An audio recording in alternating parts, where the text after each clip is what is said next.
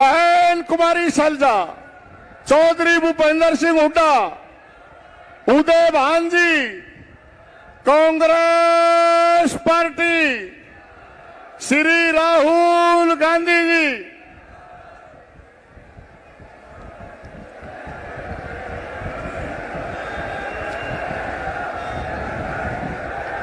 Congress party आप सबका आभार मैं निवेदन करूंगा। मंच पर जितने भी नेता हैं मंचासीन सभी अपना अपना स्थान ले लें कृपया। मंचासीन सभी नेता अपना अपना स्थान ले लें और मैं निवेदन करूंगा इस असंध हल्के की जन जन की दिल की धड़कन आप सबके प्यारे 36 बरादरी को साथ लेकर चलने वाले नेता आपके हर दिल अजीज भाई शमशेर सिंह गोगी जी से वो आए और श्री राहुल गांधी जी का स्वागत करें और आपसे वोट की अपील करें। श्री शमशेर सिंह गोगी जी।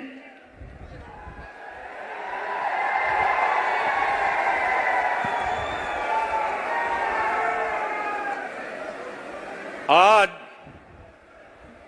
देश के सबसे बड़े नेता हमारे अपने प्रिय नेता श्री राहुल गांधी जी असंध में आए हैं और असंध की जनता पे जो विश्वास यहां से इस इलेक्शन की कैंपेन का शुरुआत करके उन्होंने किया है, उसके लिए असंध की जनता की तरफ से मैं उनका आभार व्यक्त करता हूं। आप सबने राहुल जी का विश्वास जो है उसको कायम रखना है और पूरे हरियाणा के अंदर हाथ के पंजे को अपना कैंडिडेट मान के हाथ के पंजे को जिताना है। और मैं आपका स्वागत करते हुए सभी सम्मानित मंच सभी नेतागण, मैं राहुल जी एक बात आपको बताना चाहता हूं। राजीव गांधी जी के साथ मैंने काम शुरू किया था और आपके साथ जाके परवान चढ़ा है। मैंने कांग्रेस की सेवा किया, उसका आपने मुझे अवार्ड दिया है, रिवार्ड दिया है, उसके लिए भी मैं आपका धन्यवाद करता हूं और असंध की धरती पे आपका बहुत बहुत स्वागत करता हूं। असंध के लोग आज आपके प्यार में यहां खड़े हैं और पूरे हरियाणा के लोग आपके साथ चलेंगे। बहन कुमारी शैलजा जी, भूपेंद्र सिंह हुड्डा जी, उदय भान जी, सभी जो नेतागण आए हैं सभी का मैं स्वागत करता हूं। जय हिंद, जय भारत। मैं निवेदन करूंगा आप सबके जाने पहचाने आप सबकी दिल की धड़कन चौधरी वीरेंद्र सिंह जी से। चौधरी वीरेंद्र सिंह जी आए और आप हमारे नेता, आप सबके जन जन के नेता राहुल गांधी जी का स्वागत करेंगे।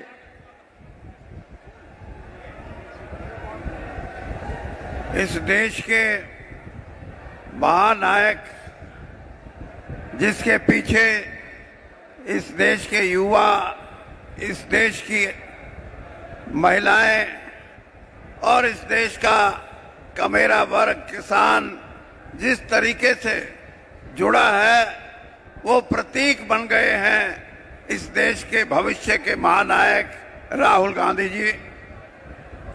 बीच में हरियाणा प्रदेश कांग्रेस के अध्यक्ष उदय भान जी, हमारे विपक्ष के नेता भूपेंद्र सिंह जी और हमारी बहन और एक बड़ी राजनीतिक सोच के साथ जो कई बार नेतृत्व किया है, चाहे सिरसा का लोकसभा है और चाहे अंबाला का, बहन शैलजा जी और मंच पे बैठे अनेक नेतागण और यहाँ से चुनाव लड़ रहे हर करीब करीब के क्षेत्र से आए कांग्रेस के प्रत्याशी और मेरे सामने बैठे इस हरियाणा की तकदीर और तस्वीर बदलने के लिए इंतजार कर रहे ये मेरे हजारों साथी कि 5 तारीख कब आए और कब हम फैसला करें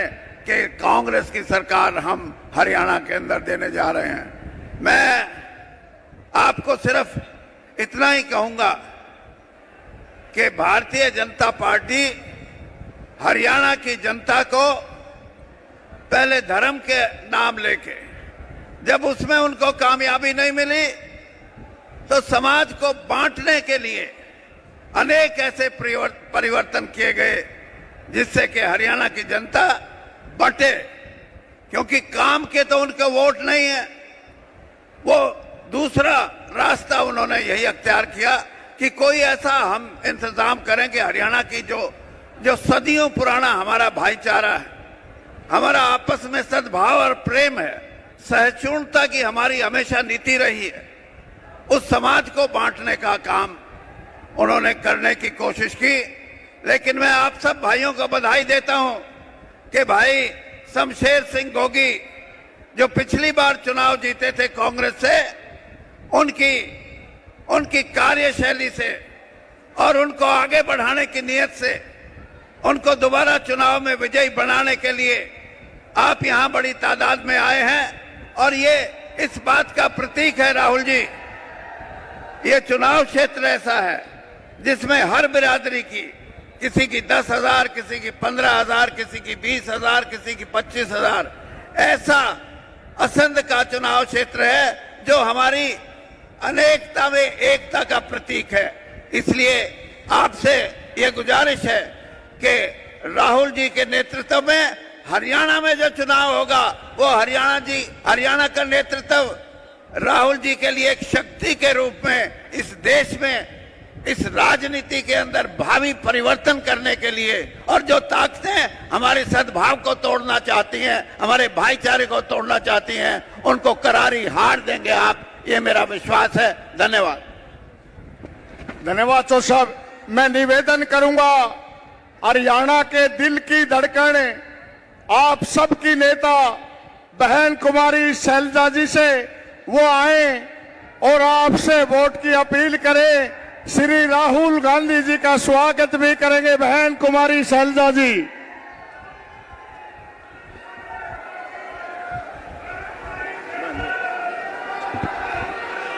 हमारे सबके बहुत ही प्यारे नेता,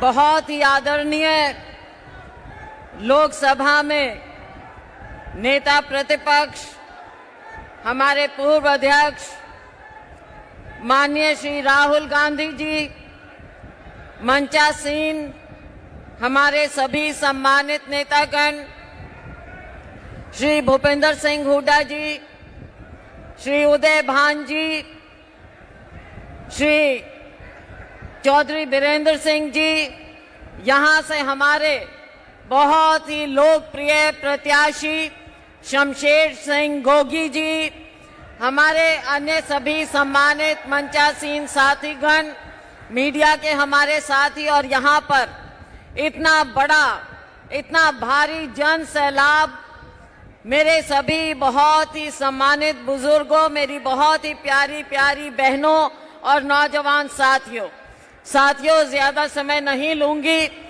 पहले भी आपके बीच में आए हैं, थोड़े दिन पहले ही गोगी जी के नामांकन पर जब आए तो आप लोगों का उस दिन उत्साह और जन समूह, ये साबित उस दिन आपने कर दिया था कि यहाँ पर एक तरफा भाई गोगी जी की जीत होने वाली।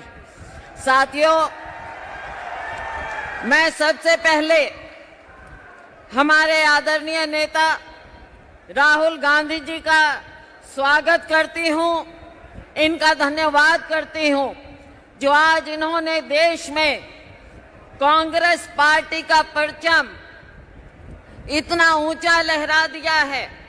जो बोलते हैं ना कि बार हैज बीन रेज्ड, इतना ऊंचा कर दिया है कि आज इनके सामने कोई और नेता सामने टिक नहीं पा रहा है।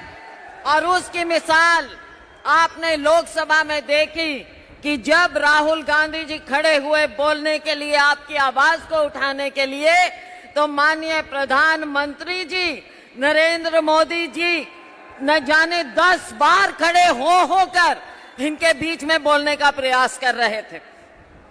और जब खुद नरेंद्र मोदी जी बोलने लगे तो मेरे को लगता है 10 बार नहीं 20 बार शायद पानी पीना पड़ा होगा बीच में। कुछ कहने को नहीं है, बोलती बंद हो गई है। साथियों, आज समय आ गया है। हरियाणा से राहुल गांधी जी के दौरे का आज यहाँ असंध से आगाज हुआ है।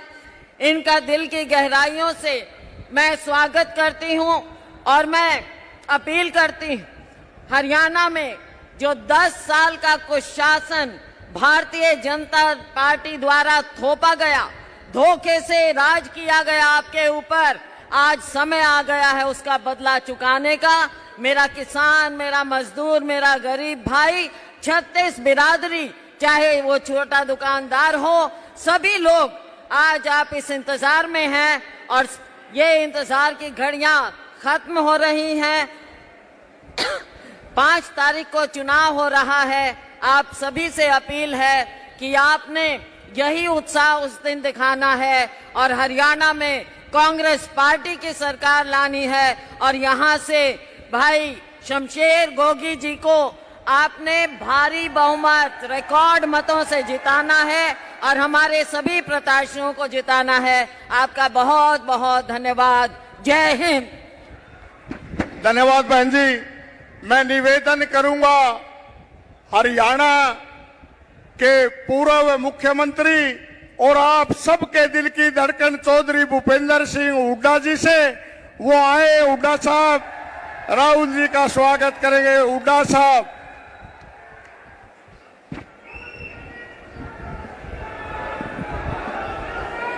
भारत के सर्वमान्य नेता, हमारे सबके नेता श्री राहुल गांधी जी, जो आज विपक्ष के नेता हैं और एक बहुत मजबूती से लोगों की आवाज हर मुद्दे पे उठा रहे हैं।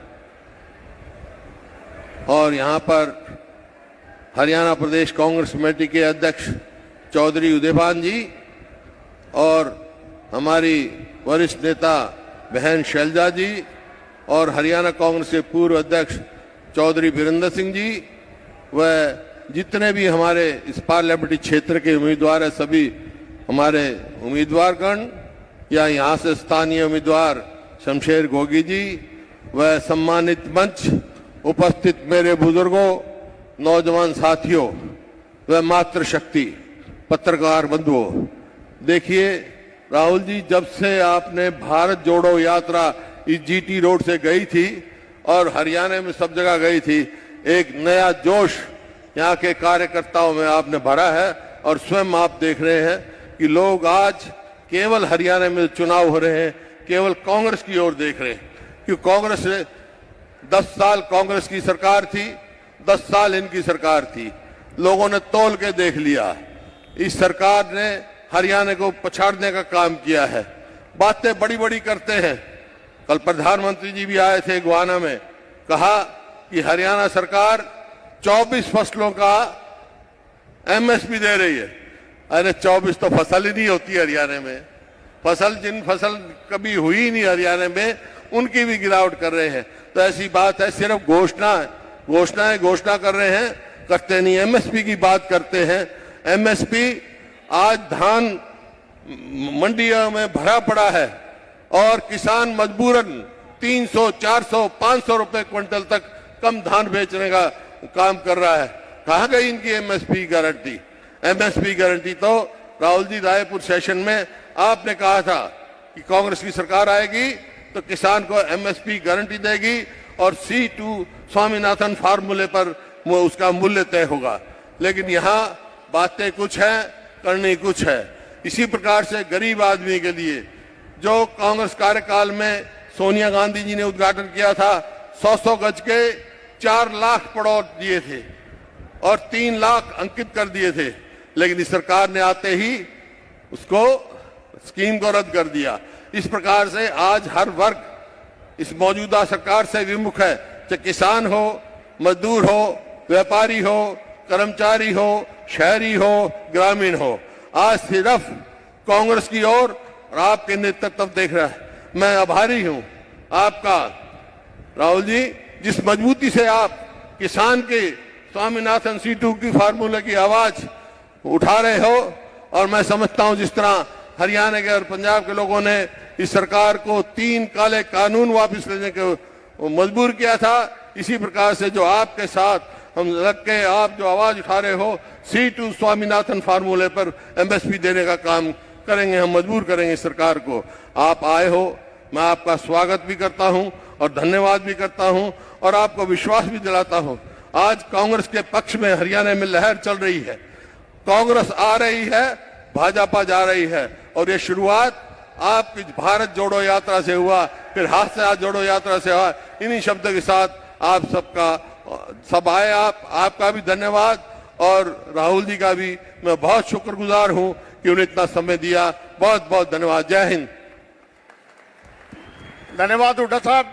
मैं निवेदन करूंगा हरियाणा प्रदेश कांग्रेस कमेटी के अध्यक्ष चौधरी उदय भान जी से, वो आए और श्री राहुल गांधी जी का स्वागत करेंगे। चौधरी उदय भान जी।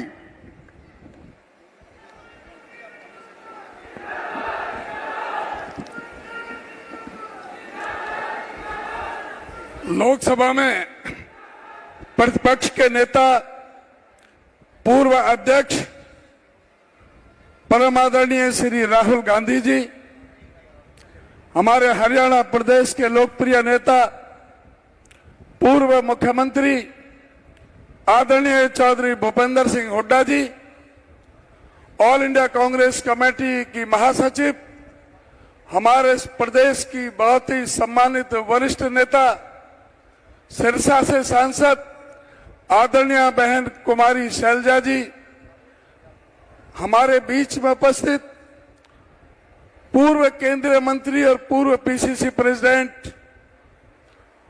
प्रदेश के वरिष्ठ नेता चौधरी वीरेंद्र सिंह जी, आपके असंध से बहुत ही आपके हरमन प्यारे नेता, आपके सुख दुख के साथी, यहां से पिछली बार भी आपने विधायक बनाया, आदरणीय श्री शमशेर सिंह गोगी जी, हमारे बीच में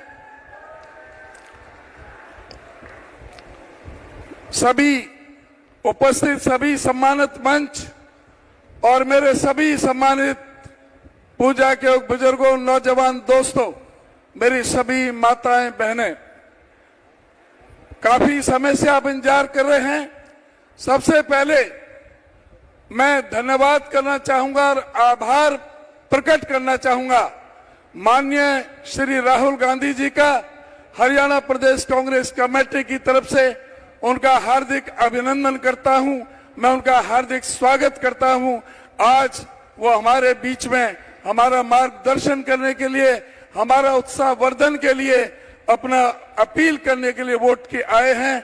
आदरणीय राहुल गांधी जी, जो इस देश के आज दलित के, पिछड़े के, अल्पसंख्यक के, किसान के, मजदूर के, गरीब आदमी के आज एक तरह से आवाज बनकर के सारे देश में जो उभरे हैं और उन्होंने जिस तरह से सारे मुद्दे जनता के सामने रखे हैं, आदरणीय राहुल गांधी जी का मैं बार बार नमन करते हुए आप हरियाणा प्रदेश की धरती पर पधारने पर उनका हार्दिक स्वागत करता हूं। और आपसे केवल चंद शब्दों में यह निवेदन करना चाहूंगा, आज समय आ गया है आपको निर्णय लेने का। आज तराजू आपके हाथ में है। आज आपने देखना है कि किस तरह से किसानों को 13 महीने तक यहाँ पर बैठा रहा, किस तरह से सड़कों पर उनको किस तरह से अपमानित होना पड़ा, किस तरह से उनको तरह तरह से अपमानित करने का काम किया गया। आपके ही इसी करनाल में इन्हीं पूर्व मुख्यमंत्री खट्टर जी ने कहा था कि किसान बगैर सर फूटे एक भी नहीं जाना चाहिए। आज 700 से ज्यादा जो किसानों ने अपने प्राणों का बलिदान दिया है, आज वो आपके फैसले की तरफ देख रहे हैं। मैं आपसे कहना चाहूंगा, आज आपको वोट की चोट से बदला चुकाना है। हमारी उन महिला पहलवानों के लिए जो मजबूर हुई थी अपने न्याय के लिए जंतर मंतर पर बैठने के लिए, उनको न्याय नहीं मिला। सुप्रीम कोर्ट के इंटरवेंशन से उनकी FIR दर्ज की गई। आज आवश्यकता है पूछने की कि हरियाणा हिंदुस्तान में नंबर 1 बेरोजगारी में क्यों है। आज इस प्रदेश की अर्थव्यवस्था क्यों चौपट होकर के रह गई है? 70,000 करोड़ का कर्जा आज 4.5 लाख करोड़ का किस तरह से कर्जा हो गया? आज ये पूछने की आवश्यकता है क्यों हरियाणा के अंदर 30 से ज्यादा बार पर्चे लीक हुए हैं? स्टाफ सिलेक्शन कमीशन के चेयरमैन और 8 अधिकारियों को क्यों सस्पेंड होना पड़ा? एचपीएससी के अधिकारी करोड़ों करोड़ों की रिश्वत लेते हुए क्यों पकड़े गए? आज ये पूछने की जरूरत है कि कौशल विकास रोजगार निगम जो एक भ्रष्टाचार का अड्डा बन गया, जिसमें कोई भी मेरिट नहीं, कोई रिजर्वेशन नहीं, संविधान की भी घोर अवहेलना की गई है। उसमें ना शेड्यूल कास्ट के लिए, ना बैकवर्ड क्लास के लिए, कोई ओबीसी के लिए, किसी के लिए कोई आरक्षण की व्यवस्था नहीं, और सरकार खुद ठेकेदार बन गई। सरकार उन हमारे नौजवानों का शोषण कर रही है। आज उनका जवाब लेने की जरूरत है। आज जवाब लेने की जरूरत है कि परिवार पहचान पत्र को हथियार बना करके क्यों इस प्रदेश के 9.5 लाख गरीबों के बीपीएल कार्ड काटे गए? आज सवाल पूछने की जरूरत है क्यों 4.25 लाख बुजुर्गों की पेंशन काटने का महापाप इस सरकार ने किया है? इस सरकार को उखाड़ फेंकने का समय आ गया है। ये दलित विरोधी है, संविधान के विरोधी है। कौशल विकास रोजगार निगम में कोई संविधान का ख्याल नहीं किया गया। आज स्कूलों की और शिक्षा की पूरी बुरी हालत कर दी है। शिक्षा में आज भी 45,000 पद खाली पड़े हैं। स्वास्थ्य में 60% पद खाली पड़े हैं। 4800 स्कूल इन्होंने मर्ज कर दिए, 498 स्कूल बंद कर दिए। उन स्कूलों में इस प्रदेश का गरीब, दलित, पीड़ित, शोषित, उपेक्षित, सर्वहारा वर्ग का वो बच्चे स्कूल में पढ़ते हैं जिनके माँ बाप सक्षम नहीं है प्राइवेट स्कूलों में पढ़ाने के लिए। ये गरीबों के विरोधी की सरकार है। इसको उखाड़ फेंकने का समय आ गया है। इन्हीं शब्दों के साथ मैं आप सबकी तरफ से दोबारा राहुल जी का बहुत बहुत धन्यवाद करता हूं। इससे पहले राहुल जी आपके बीच में आए, मैं चाहूंगा कि जो हमारे इस पार्लियामेंट से जो हमारे बीच में जो कैंडिडेट यहाँ पर अभी जो कैंडिडेट जो हमारे बीच में बैठे हुए हैं उनका एक इंट्रोडक्शन और सभी एक एक करके यहाँ आएंगे, तो राहुल जी के साथ फोटो खिंचवाएंगे। उसके बाद में आगे की कार्रवाई होगी।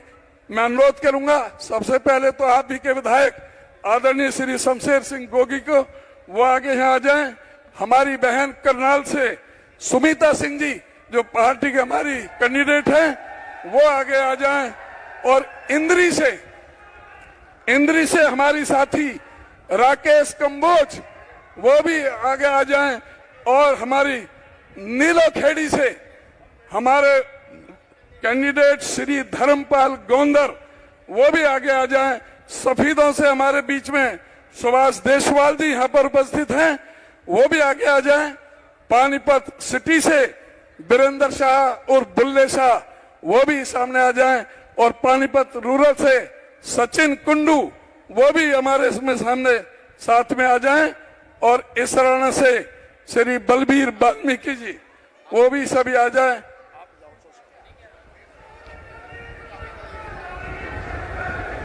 श्री राहुल गांधी कांग्रेस पार्टी,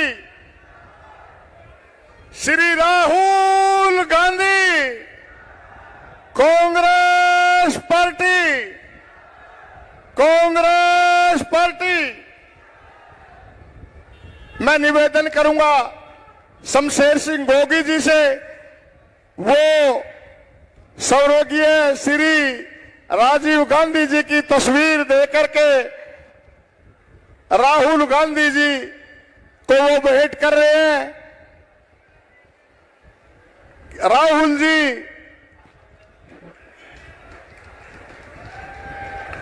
जी को राजीव जी की तस्वीर भेंट की है और एक राधा स्वामी सत्संग की किताब दी है। मैं निवेदन करूंगा इस देश की दिल की धड़कन नफरत को खत्म करके प्यार की राजनीति को देश में स्थापित करने वाले नेता श्री राहुल जी से वो आए, राहुल गांधी जी।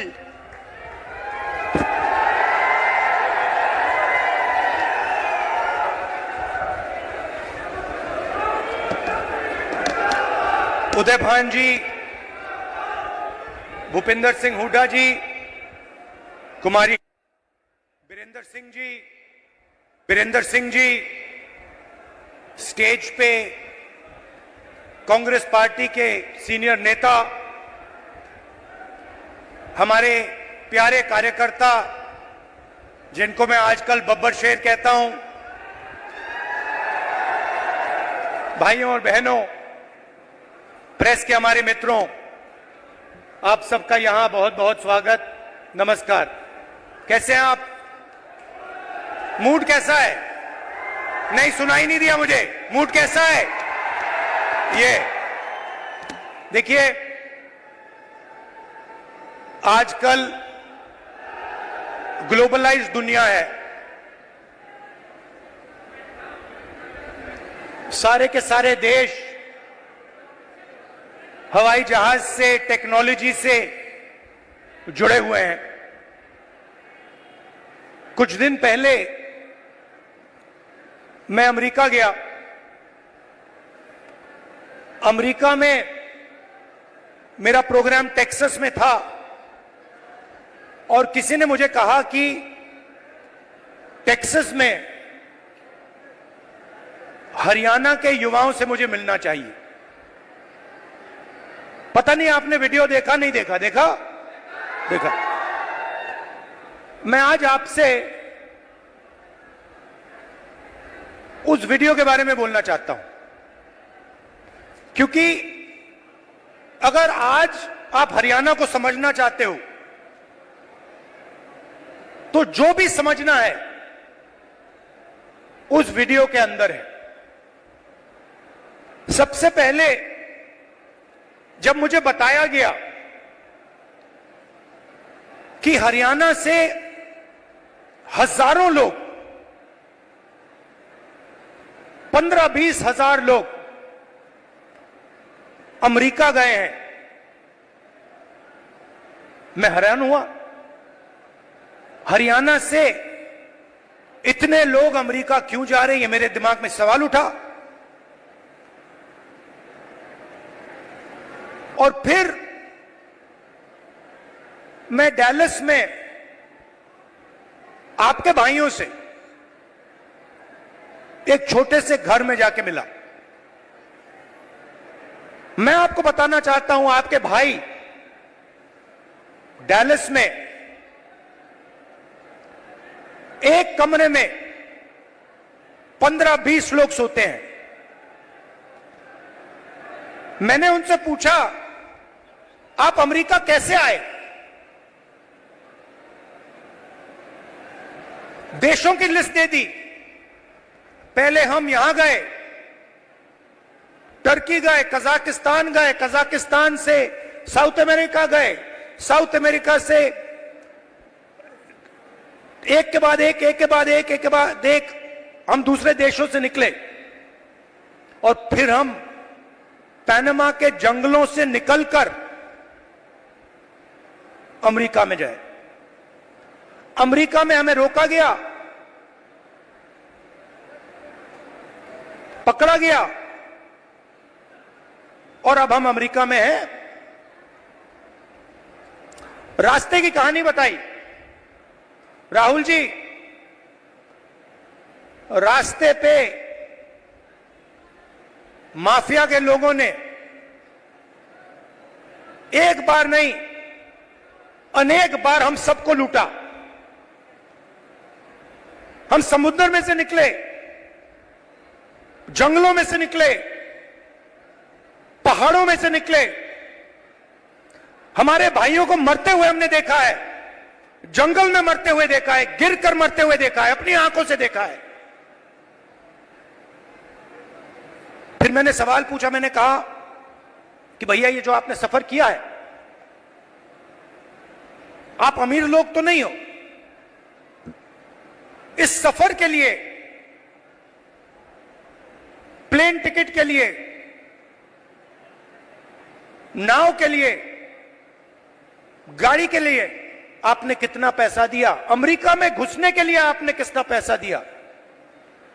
राहुल जी, कम से कम 35 लाख रुपए अमेरिका में जाने के लगते हैं। फिर मैंने सवाल पूछा, भाई एक बात बताओ, आप 35 लाख रुपए ब्याज लिए हो या आपने अपना खेत बेचा? आधों ने कहा कि भैया हमने अपना खेत बेचा, दूसरों ने कहा हम ब्याज लिए। मैंने कहा किस रेट पे ब्याज लियो? कहते हैं 2% प्रति महीना। फिर मैंने पूछा भैया एक बात समझाओ,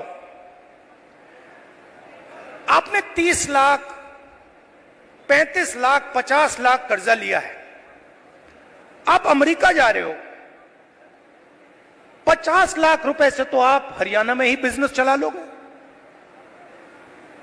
जैसे मैंने ये बात बोली हंसने लग गए, कहते राहुल जी क्या बोल रहे हो आप? 50 लाख रुपए से हरियाणा में बिजनेस नहीं चालू हो सकता है। अगर हमने 50 लाख रुपए, ये 50 लाख रुपए हरियाणा में बिजनेस चालू करने के लिए लगा दिए होते तो हमारा बिजनेस फेल हो जाता। किसी ने मुझे यह भी कहा कि राहुल जी मैंने ट्राई किया, फेल हो गया, बेरोजगारी है, महंगाई है। और जब उन्होंने मुझे बोला, मुझे दुख हुआ, उन्होंने बोला राहुल जी हरियाणा में हमारे जैसे लोगों के लिए अब कुछ नहीं बचा है।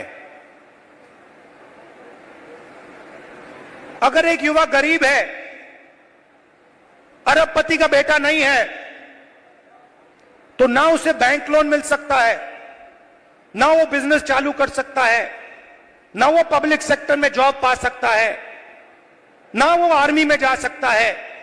एक के बाद एक, एक के बाद एक, एक के बाद एक, एक के बाद एक सारे दरवाजे आपके बंद कर दिए गए।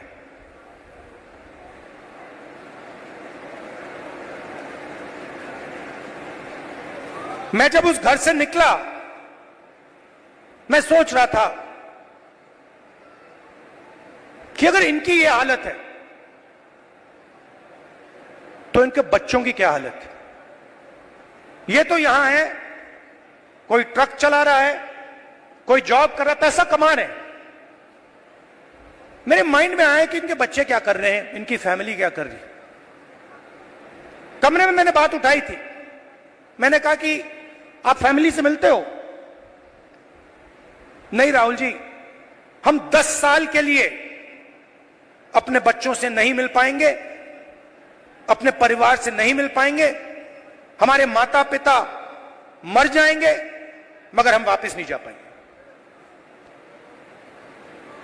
और फिर एक व्यक्ति ने मुझे कहा राहुल जी एक काम कीजिए, जब आप वापस हिंदुस्तान जाएंगे तो आप 5 मिनट के लिए हमारे परिवारों से मिल लीजिए और उनको कह दीजिए कि हम ठीक हैं, हम सलामत हैं। मैंने उनसे कहा कि भाई बताओ, आपके पास तो मोबाइल फोन तो होगा,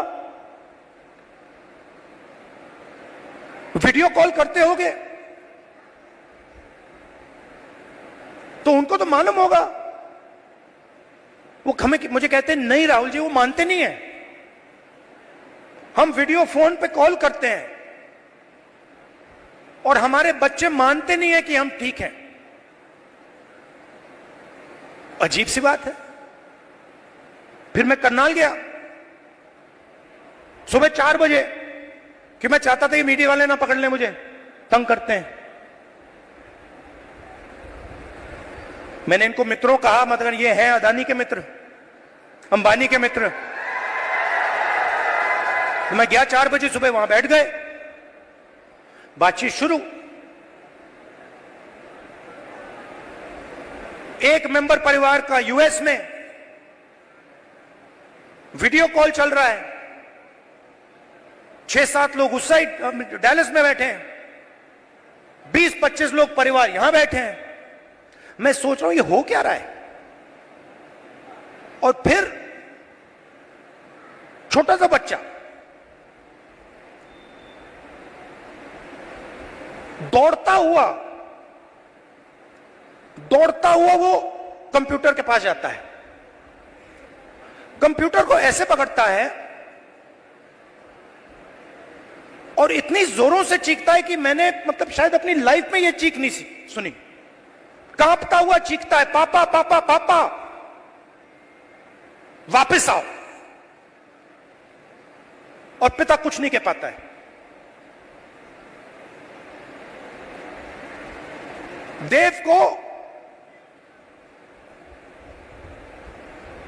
देव की आंखों में आंसू, चिल्ला रहा है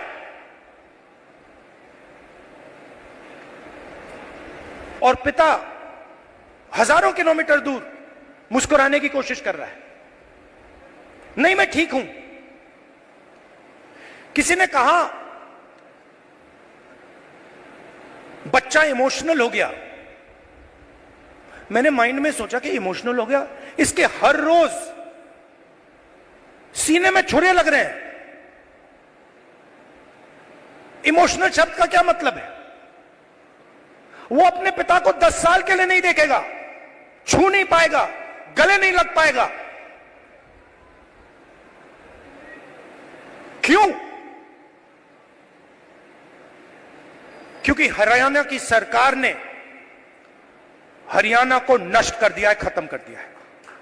वो देव की चीखें नहीं थी, वो हरियाणा के हर युवा के चीखें हैं। और जब वो बोल रहा था, मैं सोच रहा था कि इलेक्शन सब कुछ ठीक है, मगर हरियाणा में जो लाखों बच्चे इस प्रकार से रो रहे हैं, चीख रहे हैं, कांग्रेस पार्टी का काम उनके आंसू को पोंछने का है, उनके चीखों को बंद करने का है।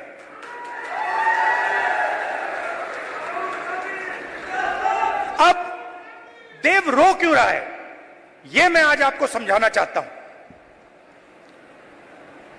नरेंद्र मोदी जी ने, हरियाणा की सरकार ने सिस्टमैटिकली इस देश का जो रोजगार का सिस्टम है उसको खत्म किया है। वो जो युवा अमेरिका गए हैं, छोटे से घर में 20-25 एक कमरे में रह रहे हैं। एक वहां पे था जिसको एक्सीडेंट हो गया, चल नहीं पा रहा है। उसकी मां मुझे कहती है, राहुल जी मैं तो बेटे से मिलना चाहती हूं। मैं कहना नहीं चाहता था, कैसे मिलोगी? वो 10 साल के लिए वापस नहीं आ सकता। तो बच्चे चिल्ला रहे हैं, माताएं चिल्ला रही हैं, पूरा परिवार चिल्ला रहा है। क्यों? क्योंकि हरियाणा में रोजगार नहीं।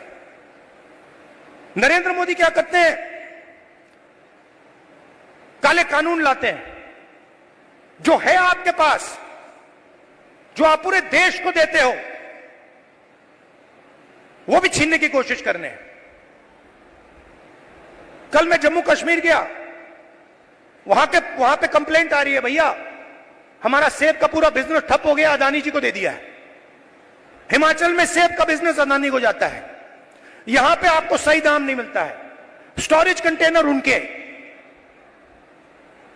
सारी की सारी प्लानिंग 10-15 लोगों के लिए होती है। हरियाणा के किसानों का कर्जा माफ नहीं होगा, आपको सही एमएसपी नहीं मिलेगी, मगर 25 अरबपतियों का 16 लाख करोड़ रुपया कर्जा माफ होगा। और आप देखते रहोगे कि भैया हो क्या रहा है। यह प्रदेश जो पूरे देश को भोजन देता है, यहां हो क्या रहा है।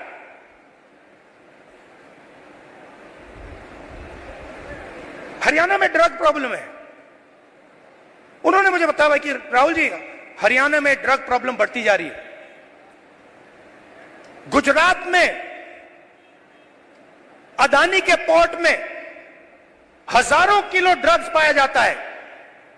आपने देखा 3000 किलो हेरोइन उनके पोर्ट में पाया जाता है। किसी को सजा हुई?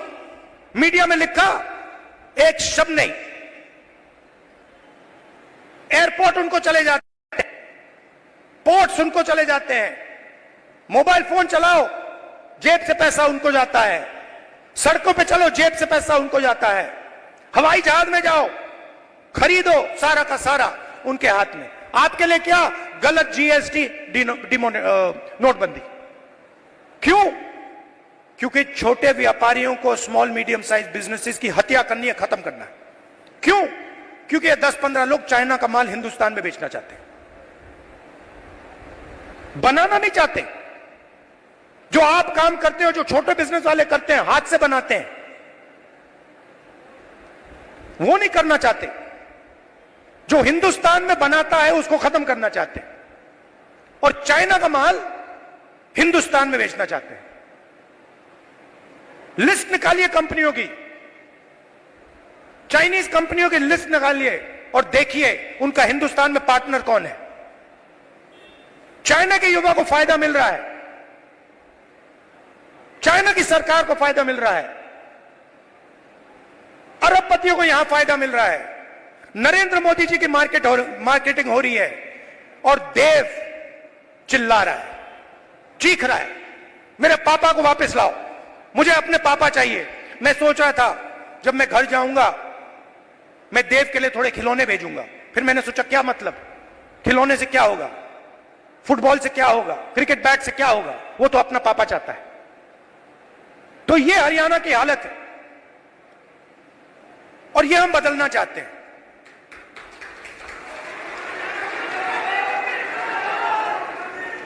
यहां पे स्टेज पे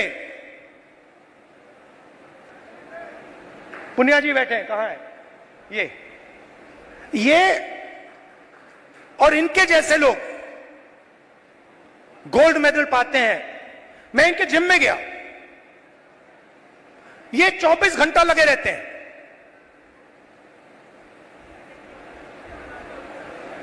चौबीस घंटा क्यों? गोल्ड मेडल चाहिए। क्यों? हरियाणा का नाम रोशन करना, हिंदुस्तान का नाम रोशन करना है। पूरी दुनिया में हम चाहते हैं कि हरियाणा का नाम जाए, हिंदुस्तान का नाम जाए। गोल्ड मेडल हम अपने लिए नहीं लेते हैं, गोल्ड मेडल हम हिंदुस्तान के लिए लेते हैं। इन्होंने कहा मुझे, इसने कहा, वो भी 4 बजे सुबह। इनका क्या किया? सारे के सारे एथलीट्स को खत्म कर दिया। इनके बहनों का सेक्सुअल हरासमेंट हो रहा है, और जो कर रहा है उसकी रक्षा चल रही है। 24 घंटे टीवी पे देखो, वो रो रही है, कोई फर्क नहीं पड़ता, बीजेपी का आदमी है, चिल्लाओ जितना चिल्लाना है, देव के साथ चिल्लाओ, 24 घंटा चिल्लाओ, हमें कोई फर्क नहीं पड़ता, मर जाओ। ऐसा हरियाणा हमें नहीं चाहिए। हमें हरियाणा ऐसा चाहिए जहां बच्चे ना रोएं, जहां पिता अपने बच्चे के गले लग सके, जहां मां ना रोए। ऐसा हरियाणा हमें चाहिए, और ऐसा हरियाणा कांग्रेस पार्टी आपको देने जा रही है। अब आप मुझसे पूछोगे ठीक है, आपने कह दिया, बताओ कैसे? मैं आपको शुरुआत की बात कर रहा हूं। पहला कदम, महिला शक्ति, 2000 रुपए हर महीने महिलाओं को, और 500 रुपए का गैस सिलेंडर।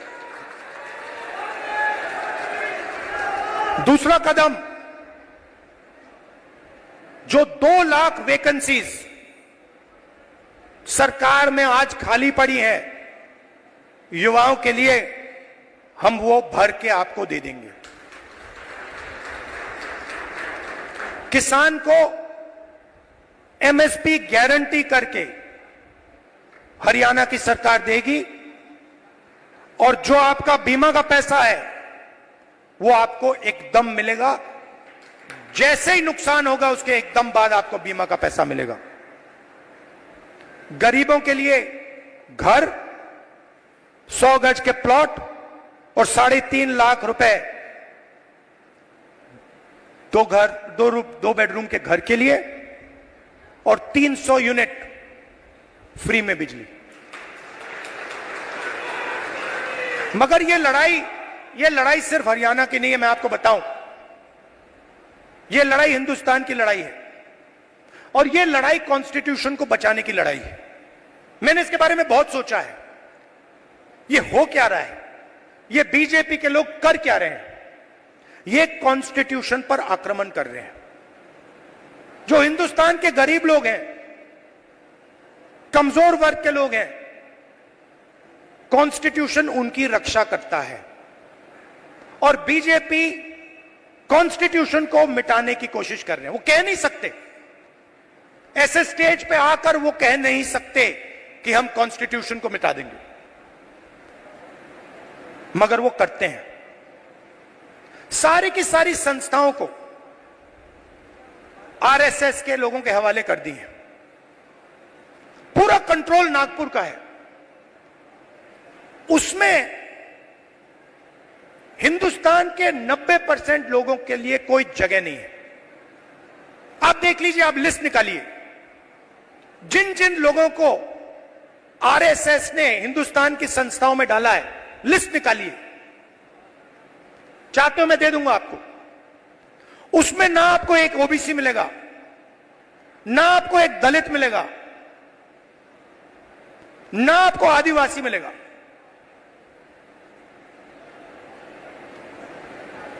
तो खोखला कर रहे देश को।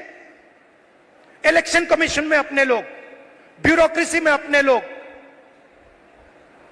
मीडिया में अपने लोग, इंटेलिजेंस सर्विसेज में अपने लोग, और 90% हिंदुस्तान के लिए कुछ नहीं। इसलिए हमने चुनाव में जाति जनगणना की बात की। हिंदुस्तान में किसकी कितनी आबादी है, यह हम जानना चाहते हैं। अब इसमें कोई गलत बात तो नहीं है। जैसे चोट लगती है, आपको पैर में चोट लगती है, डॉक्टर कहता है भैया एक्सरे कराओ, चेक कराओ।